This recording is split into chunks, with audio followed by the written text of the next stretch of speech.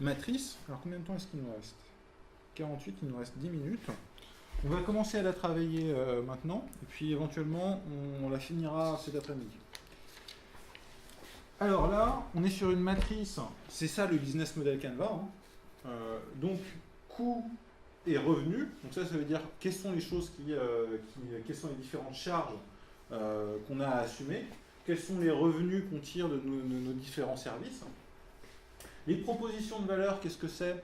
C'est les promesses, c'est l'explication en quelques secondes de tel ou tel service. Typiquement, une proposition de valeur de la Croix-Rouge, ça va être sur un public en difficulté, nous vous accompagnons pour vous apprendre à lire quand vous êtes un adulte qui ne sait pas lire, qui a des difficultés à lire. Ça, c'est une proposition de valeur. Une proposition de valeur pour un bénévole, ça va être, par exemple, faites une action, développez votre... alors, comment est-ce que je pourrais le formuler? Faites quelque chose d'utile aux autres, typiquement en apprenant à lire aux enfants. Donc ça, c'est une proposition de valeur. Une autre proposition de valeur, plutôt orientée business, c'est former vos salariés du comité d'hygiène et sécurité à l'obligation de maîtriser tel ou tel degré de secourisme. Donc là encore, c'est une proposition de valeur. Donc du coup, bien identifier l'ensemble des propositions de valeur, les canaux de communication par rapport à tel ou tel segment. Tout à l'heure, je vous ai parlé des profs, les profs ou les futurs profs. On va pouvoir, les canaux pour les toucher, ce sera les affiches à l'IUFM, par exemple, sur le segment professeur. Les entreprises, ça sera réseaux sociaux professionnels pour pouvoir toucher les membres de CHS et les mécènes. Les activités clés, c'est ce qui permet de pouvoir réaliser ces propositions de valeur. Ce qui va être important à déterminer, c'est qu'est-ce qu'on internalise, qu'est-ce qu'on fait au sein de l'entreprise ou au sein de l'association, par rapport à qu'est-ce qu'on externalise, c'est-à-dire est-ce qu'il y a des choses qu'on va sous-traiter auprès de prestataires. Donc ça, c'est très important de savoir qu'est-ce qu'on fait nous et qu'est-ce qu'on n'est pas capable de faire bien, mais qui est essentiel et que du coup, on va devoir payer. Donc ça, c'est activité clé. Ressources et compétences clés, c'est quelles sont les compétences clés que les personnes doivent avoir, quels sont éventuellement le matériel absolument indispensable pour pouvoir réaliser les activités clés qui répondent aux propositions de valeur. Et une fois qu'on a fait le tour de tous ces éléments-là, on a tout un ensemble d'éléments qui sont cruciaux à intégrer dans le dossier que vous allez devoir faire. Donc c'est pour ça que c'est pas forcément la totalité du dossier, hein, mais en tout cas ça va vous permettre de vous poser de bonnes questions et de bien comprendre quelles peuvent être les relations entre les différentes cases. Et c'est là-dessus qu'il va falloir vraiment travailler pour obtenir des résultats. Proposition de valeur de la Croix-Rouge.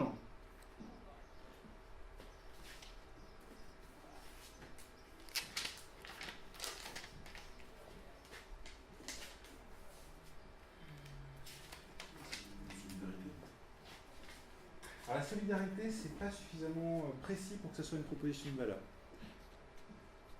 Là, il faut être précis, c'est qu'est-ce que les gens sont prêts à acheter ou qu'est-ce que les gens sont prêts à faire. C'est ça la proposition de valeur.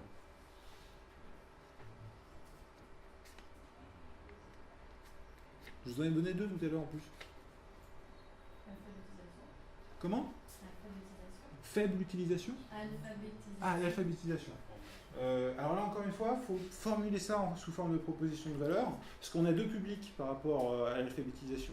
On a d'un côté les bénévoles qui vont contribuer à l'alphabétisation, et là, du coup, on va devoir leur trouver une proposition de valeur pour ces gens-là, pour les motiver. Et d'un autre côté, on a les personnes, justement, à qui on va apprendre à lire. Donc, du coup, il y a bien deux propositions de valeur à formuler. Par exemple, on pourrait... Ouais, aide à la... Alors, du coup, là, tu es sur quel... apprendre à lire, en fait. Apprendre à lire, par exemple, c'est une vraie proposition de valeur.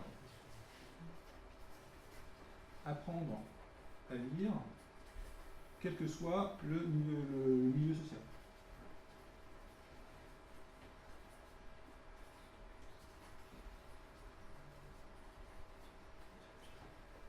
Une autre proposition de valeur, toujours sur ce public en difficulté, c'est bénéficier d'aide pour les devoirs gratuitement.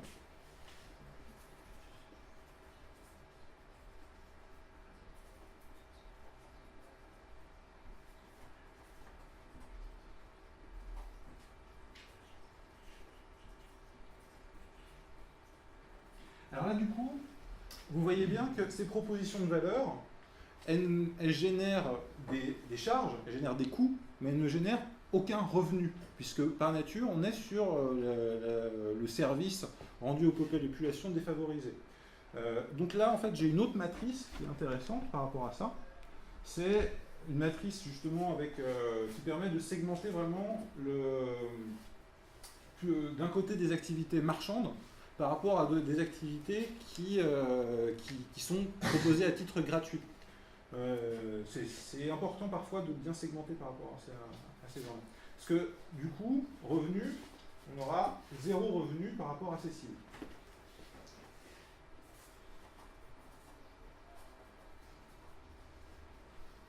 Hop. Par contre, on a quand même des canaux. Alors les canaux, ça va être bouche à oreille.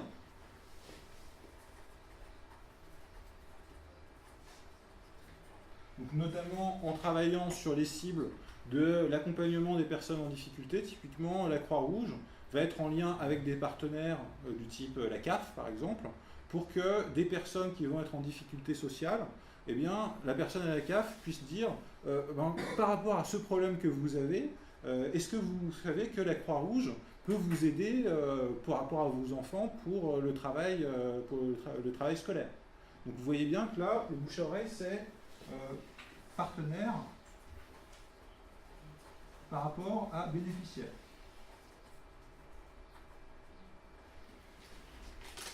On va avoir aussi des affiches. Bon, alors néanmoins, des affiches pour des publics qui sont illettrés, vous comprenez bien que l'efficacité est quand même assez réduite. Mais après, il y a d'autres publics, là, ce qui est que les illettrés, les personnes qui ont des difficultés.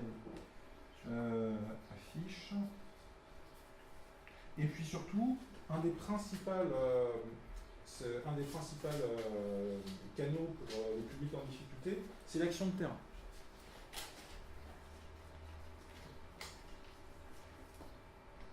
Action de terrain. Sur les segments clients, hop là, on va avoir personne à la rue. On va avoir personnes qui ont des difficultés de lecture.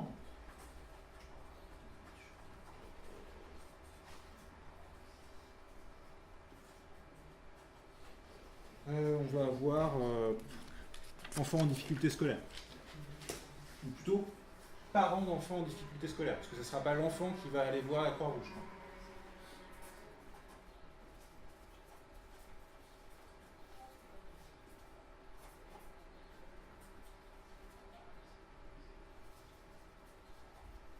Alors là, du coup, ça me fait penser à une autre chose, et ça, c'est aussi ça qui est intéressant quand vous travaillez sur ce genre de tableau avec des post-it.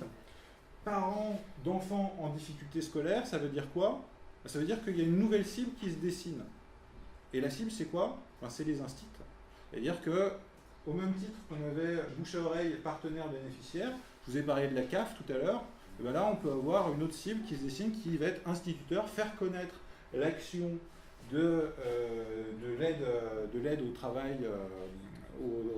travail scolaire auprès des instituteurs pour qu'ils puissent communiquer sur cet aspect-là particulier de la Croix-Rouge. Donc voilà, donc là il faudra remplir activités clés et puis ressources et compétences clés. Et puis on s'en occupera cet après-midi. Est-ce que vous avez déjà des questions par rapport à tout ce qu'on a vu ce matin? Ça, il va falloir qu'on reproduise sur le dossier que vous attendez. Yep. Ce schéma avec la méthode matrice avec les post-it et tout ça, puis remettre... Non, ça c'est pas une obligation. Par contre, c'est un conseil et c'est dans les points bonus. C'est-à-dire que si vous mettez une matrice bien remplie dans le dossier, potentiellement vous pouvez avoir des points bonus. Mais moi je vous conseille de toute façon de bien travailler votre matrice et de bien réfléchir au rapport, au lien qu'il peut y avoir entre les cases, parce que finalement, c'est là où va se dessiner une grande part de votre stratégie et une grande part des questions clés qui sont importantes à aborder lorsqu'on est face à un jury. Et parce que finalement, quand on y pense, c'est toutes les questions dans des grilles d'analyse. Comment vous gagnez du fric? Quels sont les coûts? Quelles sont les charges? Qu'est-ce que vous proposez à vos clients? Comment vous touchez vos clients? Quelles sont les différentes cibles que vous avez? Quels sont les différents clients que vous avez? Qu'est-ce que vous devez savoir absolument pour que votre business fonctionne? Donc, ça, c'est les compétences clés. Et comment vous devez consacrer votre temps pour pouvoir mettre tout ça en œuvre. Ça, c'est les activités clés. Alors, par contre, c'est une vision assez statique. Et cette vision statique, elle se complète par d'autres éléments. Typiquement, alors je ne vais pas vous demander de faire un diagramme de Gantt. Bon, il y a des post-it, oubliez les post-it, mais concentrez-vous sur ce que c'est qu'un diagramme de Gantt. Le diagramme de Gantt permet en fait de visualiser dans le temps les différentes successions de tâches.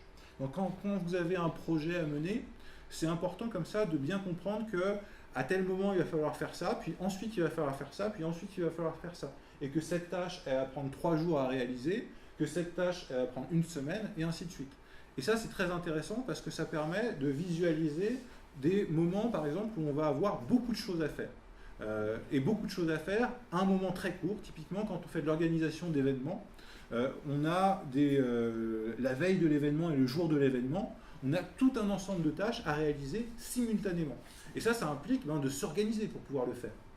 Mais un événement, ça veut dire communiquer en amont, et ça veut dire en aval de l'événement, éventuellement renvoyer de l'information, gérer les questionnaires de satisfaction, préparer l'événement suivant.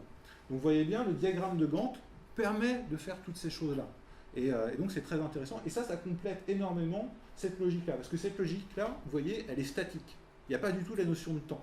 Alors que dans le diagramme de Gantt, on intègre justement cette notion de temps, de tâches successives.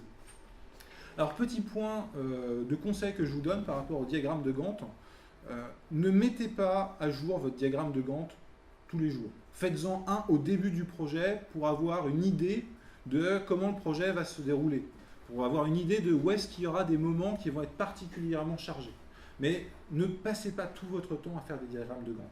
Parce que ce qu'il faut savoir, c'est qu'un projet ne se déroule jamais comme on l'avait envisagé. Donc ça, c'est plutôt pour mémoire, pour savoir grosso modo vers quelle direction on va. Mais ce qui est important, c'est pas le diagramme, c'est de faire les choses, c'est de les réaliser. C'est les activités phares que vous mettez en place à Orange. Excellent, pas mal. Et du coup, qu'est-ce que ça peut être, par exemple? On peut penser que la communication, par exemple. La communication, ok. Communication, c'est encore un petit peu vague. Il faut essayer d'être... Sabotage. C'est parce que l'écran est tactile, monsieur. C'est ça.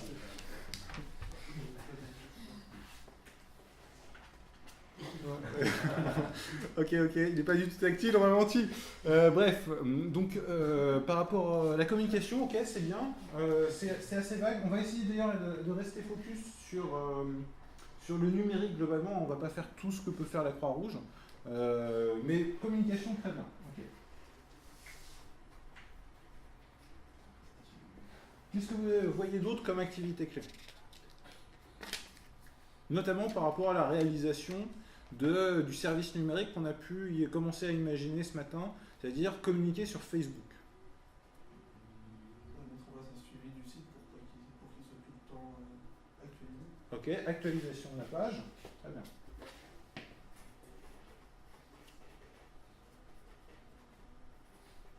Oui, donc ça, c'est un service marchand alors.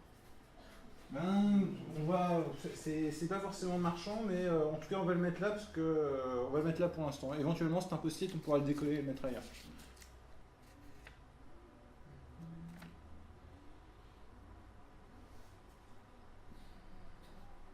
Améliorer la qualité. Améliorer la qualité. La qualité de quoi? Facilement accessible. Pour que ça soit facilement accessible. Et qu'est-ce qui peut être facilement accessible? Bon, les débuts, quelque chose comme ça. Il y a des sites qui sont difficilement accessibles. C'est un détail, mais bon, ça peut. Donc faire en sorte que le site soit visible dans Google, c'est ça que tu veux dire? Oui, visible. Ok. Ok, bon, on va mettre ça. Activité clé, donc là ça s'appelle du référencement, visibilité sur le web. Ok, pourquoi pas. Autre chose?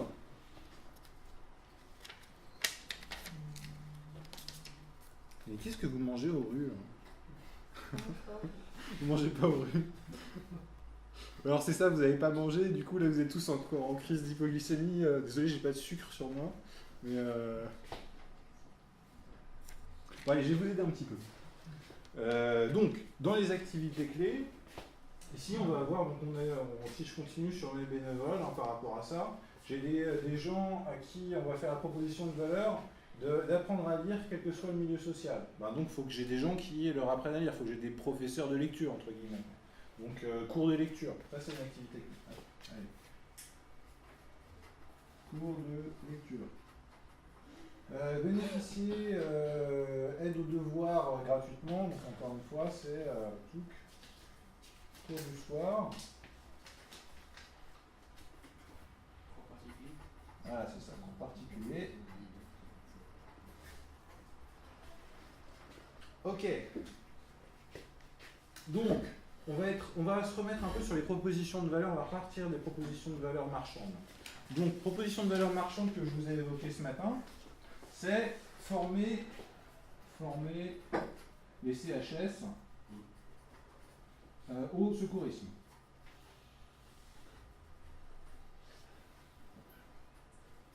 Autre proposition de valeur, former les futurs profs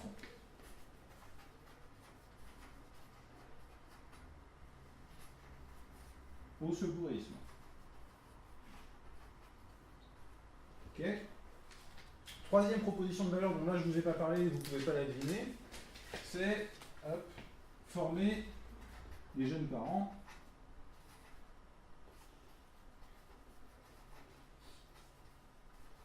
aux gestes qui sauvent leur enfant.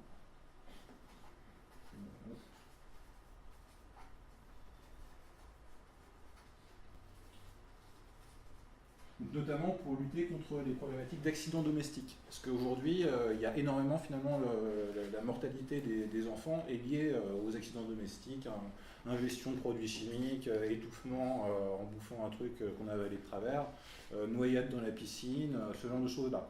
Donc du coup, il y a tout un ensemble, finalement, de gestes qui sauvent, qui peuvent être, comme ça, diffusés dans la société. Et donc, la Croix-Rouge se propose de mettre en œuvre des formations de ce type-là. Donc, voilà 3 types de propositions de valeur.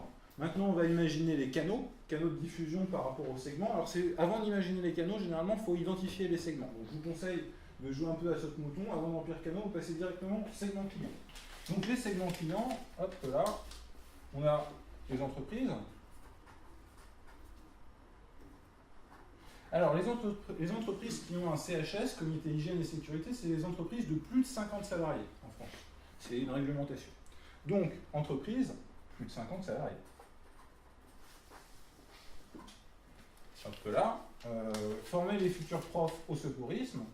Donc, les segments clients, c'est futurs profs. Et former les jeunes parents aux gestes qui sauvent, le segment client, ça va être quoi? Ouais, arrêtez là. Bravo, excellent. Quel talent.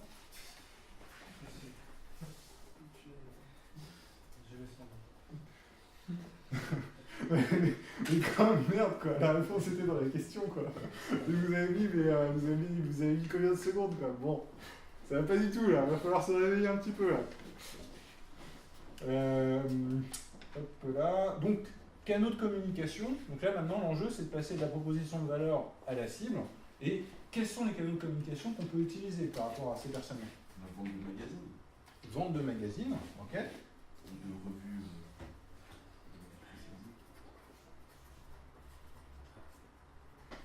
Vente de magazine ou publicité dans un magazine ou article dans un magazine, on voit bien qu'on a 3 choses qui sont différentes. C'est 3 canaux différents.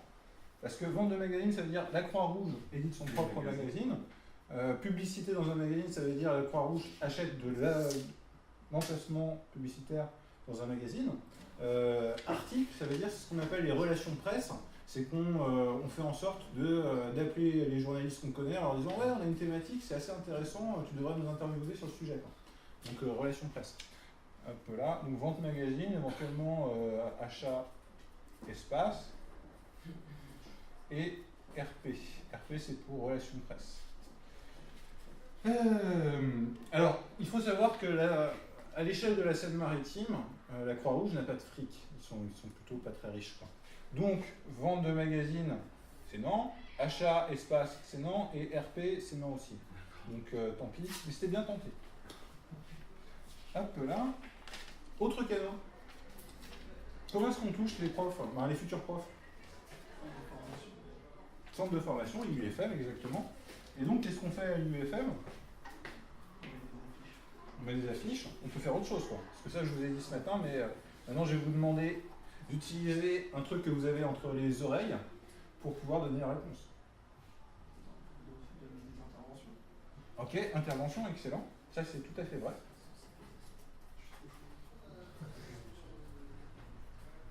Autre chose. Donc là, il faut essayer d'imaginer quels sont les publics que vont rencontrer les futurs profs.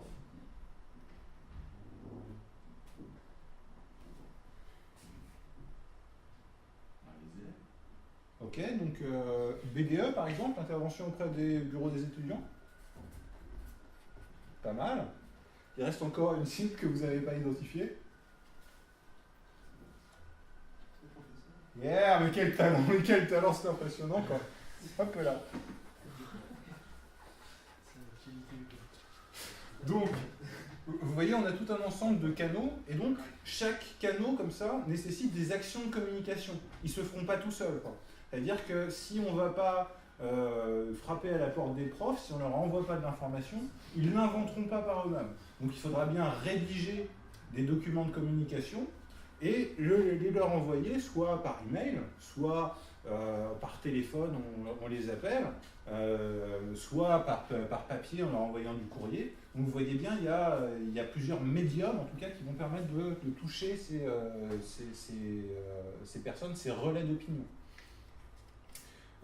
Donc ça c'est important, c'est un truc vous voyez qui n'apparaît pas explicitement dans cette matrice. Là on a identifié finalement des cibles qui sont autant de canaux de communication. Maintenant il faut aussi imaginer quelles actions de communication on met en œuvre concrètement pour pouvoir réussir à toucher les futurs profs. Et ça sera important dans le document que vous me remettrez, d'imaginer, pas forcément une stratégie démesurée, hein, mais au moins une stratégie un peu détaillée qui explique quelques actions de com, par exemple. On fait une opération, des opérations de street marketing où on donne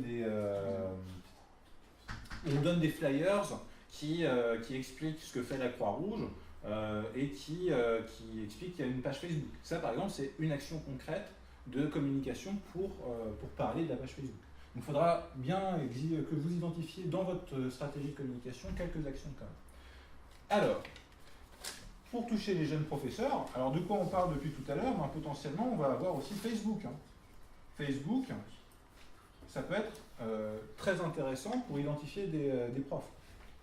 Facebook, et plus précisément des groupes Facebook spécifiques. Il y a très probablement des groupes Facebook dédiés aux profs.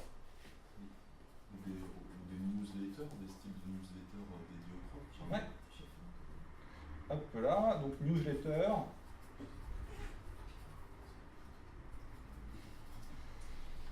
Alors c'est pareil, maintenant on va réfléchir aux canaux pour toucher les jeunes parents. Attention, il ne me reste plus que 3 post-it. Non d'ailleurs, les 3 post-it qui restent, on va les utiliser pour autre chose. Donc vous avez compris grosso modo la démarche, identifier les canaux par rapport aux cibles. Donc sur la cible des jeunes parents, je ne vais pas faire de post-it, mais typiquement, jeunes parents c'est assez intéressant, ils sont massivement sur Facebook aujourd'hui les jeunes parents. Donc là, une des cibles prioritaires dans notre campagne de communication sur Facebook, ça sera justement eux la cible, les jeunes parents, par rapport aux gestes qui sauvent les enfants. Et là, ça sera mettre des petites vidéos, ça sera mettre des images, ça sera utiliser potentiellement l'interface, parce qu'il y a une interface de marketing qui permet de faire des ciblages très précis sur Facebook. Et ça nous donne au moins une idée à minima de combien de jeunes parents il peut y avoir à l'échelle du Havre ou à l'échelle de Rouen. Bon, alors c'est pas précis à 100%, parce que il faut que les gens aient renseigné le fait qu'ils soient parents dans leur centre d'intérêt, quoi. Mais en tout cas, ça peut donner déjà une idée du nombre de personnes. Jeunes parents ou futurs jeunes parents. C'est-à-dire que, grosso modo, si on prend un échantillon de personnes en couple qui ont entre 28 et 40 ans, il y a une proportion sur cette population de jeunes parents qui est très importante. Donc ça peut être ça la cible.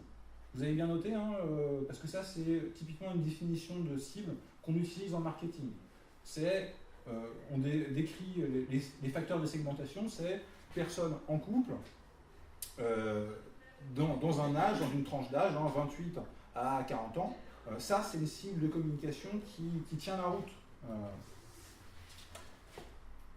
Donc voilà, grosso modo, former les CHS au secourisme. Là, le canal de communication, ça pourrait être les réseaux sociaux professionnels, LinkedIn ou KT. Bon, alors on va utiliser les derniers post-it qui nous restent pour en coller. On va en coller un post-it ici, un post-it ici, un post-it ici, et j'en ai un par terre. Hop là. Je savais que j'aurais dû en prendre plus. Bon. Ah mais non, il me reste quelques-uns là. Bon, ça on s'en fout.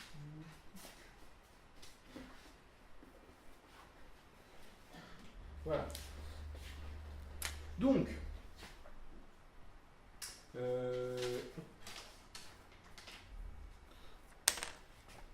là, si je reprends les activités clés par rapport à ces éléments-là, dans les activités clés, ça va être animer les formations.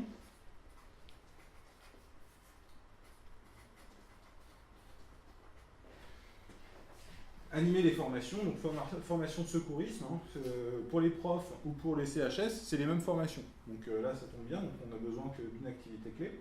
Et puis pour former les jeunes parents, là, on est sur un autre type de formation, mais qui finalement il y a beaucoup de choses qui se recoupent. Maintenant, ressources et compétences clés. Donc actualisation de la page Facebook, comme compétences clés, ça veut dire qu'il faut qu'il y ait des gens qui animent cette page. Et ça, c'est le community management. Et toutes les compétences qu'il y a autour de l'animation de la page Facebook. Donc on va appeler ça, là c'est un peu l'endroit où on met le métier, le profil de la personne qui s'occupe de l'activité. Donc community management.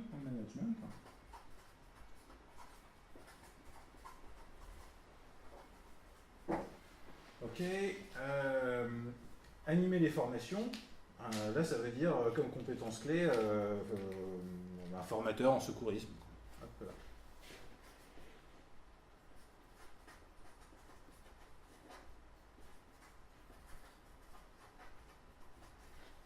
Donc, dans les coûts maintenant et dans les revenus.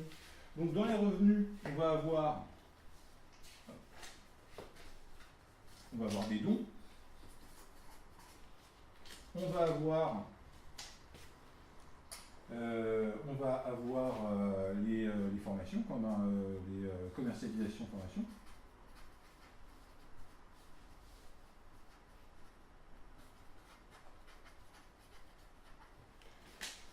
Dans les coûts, on va avoir les salaires formateurs, les salaires de la gestion administrative pour tout ce qui va être dons et gestion des salaires.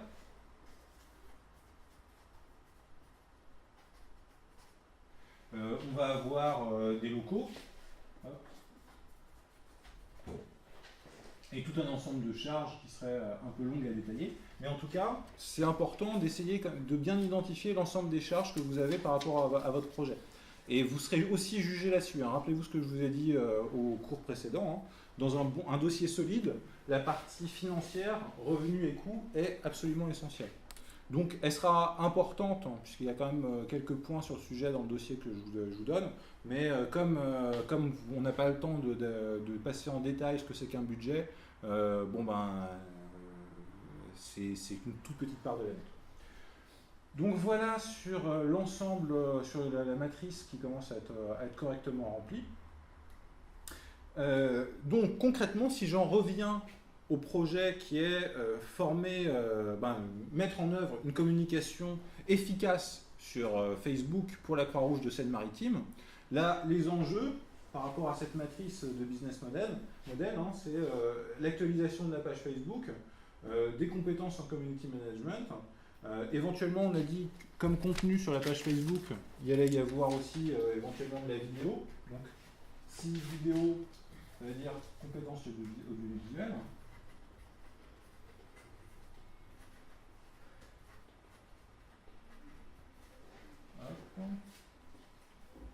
Ben, d'ailleurs, sa compétence audiovisuelle, c'est pas dans les activités clés, c'est dans. Hop, c'est dans les ressources clés. Dans les activités clés, c'est réalisation de vidéo.